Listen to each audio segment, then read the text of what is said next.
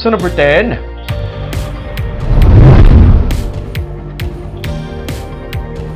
igalunsar sa buwas nga adlaw sa Bacolod City ang cashless transaction sa mga merkado.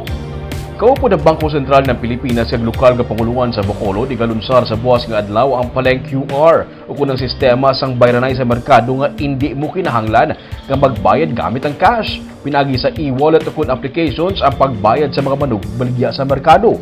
Sunod sa kay City Administrator Attorney Pacifico Magari III, may mga bangko man sila nga mga partner sa sininga proyekto. Tinutuyo sininga hayluhon ng publiko nga mangin cashless na sa pagtransaksyon sa merkado para mas mahapos ang transaksyon.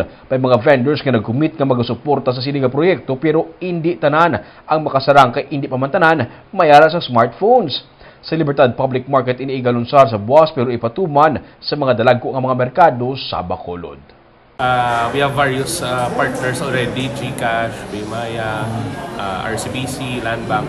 So the whole point of the launching is to encourage the public na to go cashless ang transaction to facilitate ang aton nga market nga transactions kung masapos.